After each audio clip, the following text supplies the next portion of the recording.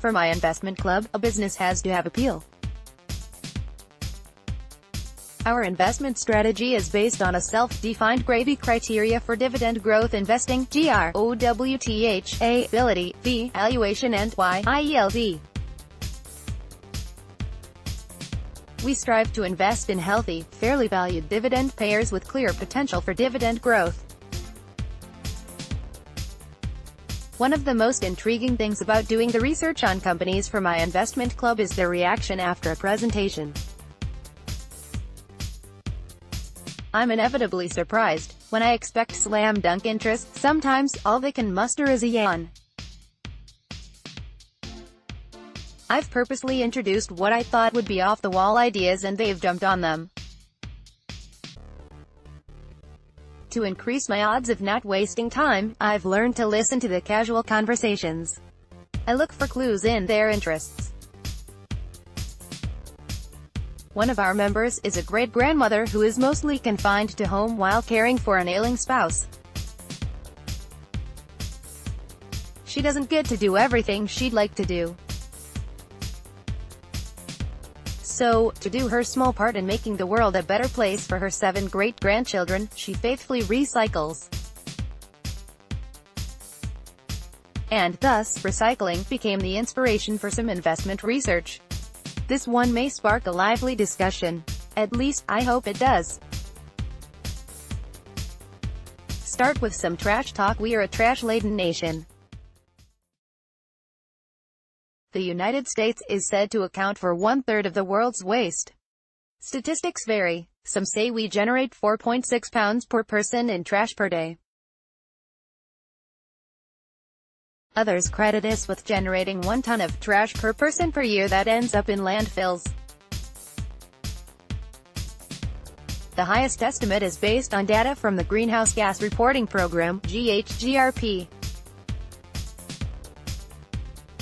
A consolidation of the data provided from landfills estimated 293 million tons of waste went to landfills in 2013. It's been reported the Great Wall of China can be seen from outer space. But others debunk the notion.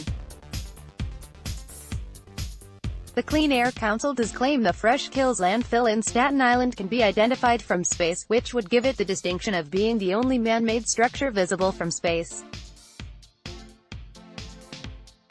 Fresh Kills is 2,200 acres, 2-1/2 times larger than Central Park. It was the largest municipal landfill in the world. It was closed in 2001. The last deposits were remains from the 9/11 bombing of the World Trade Center. Source: according to 2015 EPA reporting, there are approximately 2,000 municipal and industrial waste landfills active in the U.S. and over 5,000 closed landfills. Some argue the United States is running out of space for its waste. But the Epoch Times study of GHGRP data estimated there is space for 7 more decades of waste. Regardless, the oceans have become a dumping ground of sorts. Some estimate 10% of the world's plastic waste has made its way into oceans. Recycling. But all estimates agree that far less than half of waste is recycled or composted. It is estimated approximately 30% of household waste could be composted. But there's plenty, 2.8 trillion pounds, headed to landfills long before it even enters a household. The Food and Agriculture Organization estimated only 2/3 of food produced for human consumption makes it to a table. At the retail level, American stores lose 43 billion pounds per year. It's estimated reducing spoilage and waste in American stores by just 15% could feed 25 million people. Landfill gas energy. According to a 2010 New York Times article, Denmark is setting a key example for handling landfill waste. The time, in Horsholm, Denmark, 80% of the city's heat and 20% of its electricity came from burning trash. Waste-to-energy plants are converting landfill waste to heat and electricity. Dozens of filters are designed to trap the pollutants created from burning the waste. Critics of the technology argue governments should be championing zero waste rather than enabling waste-to-energy production. On the other hand, proponents claim countries who have adopted waste-to-energy technology actually have the highest recycling rates. The United States Landfill Methane Outreach Program was established in 1994. It's a voluntary program encouraging the use of biogas generated from solid waste. As of February 2018, there are 632 operational projects and 470 candidate landfills identified. Source: the rate of new LMOP projects peaked toward the end of the last decade. But the rate of new project commencement in the U.S. has slowed significantly this decade for several reasons: low natural gas and electricity prices, expiration of tax credits, logistics and permitting. Source: in the same time frame, state and local governments are paying much more attention to organic waste. Over half of our 50 states have laws banning yard waste, food waste, or both from landfills. Heads they win, tails we lose. It's not hard to determine that there is actually not an obvious, easy solution to dealing with waste. Especially with regard to food waste, millions, perhaps billions, could be fed. But to remedy that loss, food storage and shipping requires adequate and proper packaging. Enter the CPG, consumer packaged goods, industry. And yet, when you follow this trail, packaging equates, eventually, to waste. On a side note, if you want to keep abreast of the subject, consider following VeniBDME's monthly updates.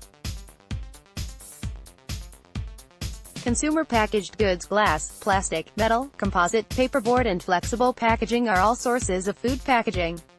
The CPG industry is constantly innovating and changing. It is driven by the obvious needs: food safety and transportation. But other factors are also driving innovation: protecting perishables, ensuring freshness, controlling temperature, resisting weather, enabling storage, easing access, controlling portions. Sonoco, a dividend aristocrat. Sonoco, Son, is one of the world's largest diversified packaging companies. The 119-year-old company has been named one of Fortune's most admired companies, in several categories including financial soundness. DGI investors, Sonoco is a dividend aristocrat with a history of at least 25 years of dividend growth. Actually, it has increased its dividend for 35 years with bumps over 5% for the past 3 years. Its recent yield exceeds 3%. Its payout ratio has fallen below 60% for the majority of the past 10 years. The company operates globally in 33 countries in 4 segments: consumer packaging, display and packaging, paper. The consumer packaging segment contributed 42% of Sonoco's total revenue, equal to $5.04 billion in 2017, followed by the paper. By 2020, Sonoco is targeting sales of over $6 billion through organic growth that exceeds the industry average. It expects acquisitions to contribute another $1 billion to $1.5 billion. Plans to return a double-digit annual total return to its shareholders. The target for its EBITDA margin is 16%, currently at 13.2%.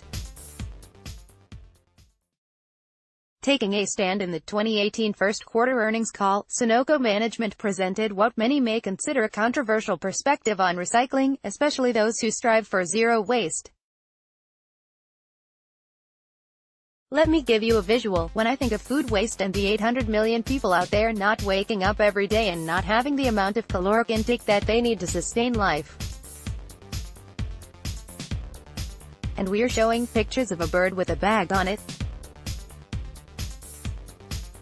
I'm not trying to be flippant here, but I think it's something that we need to really sit down and talk about and make sure that people really understand the value of plastic. Source: let's be clear, the company is certainly not anti-green. Its viewpoint simply starts from a differing perspective. In fact, Sonoco is actively engaged in flexible packaging initiatives. FPA, Flexible Packaging Association. Flexible packaging may well be a healthy compromise between recycling and addressing waste. Food presents the largest market for flexible packaging. It is estimated food accounts for approximately 60% of flexible packaging shipments. This packaging has been found to greatly extend the shelf life of food. Source: unfortunately, because of its composition, some flexible packaging will be difficult to recycle. On the other hand, it has far less of an environmental impact to produce and eventually contributes less to landfills. Innovation and technology have enabled flexible packaging manufacturers to use fewer natural resources in the creation of their packaging, and improvements in production processes have reduced water and energy consumption, greenhouse gas emissions, and volatile organic compounds. Even more, lighter-weight flexible packaging results in less transportation-related energy and fossil fuel consumption, and environmental pollution. Consider the transition of beverage packaging from glass to flexible packaging.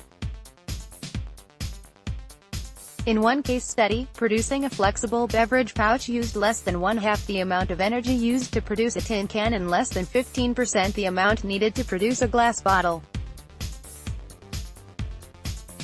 Source: while it may not be recyclable, flexible packaging is very high in BTU content. This means it could be fed to those waste-to-energy plants converting waste to electricity or biofuels. Sonoco realizes adoption of flexible packaging by consumers is not yet a given.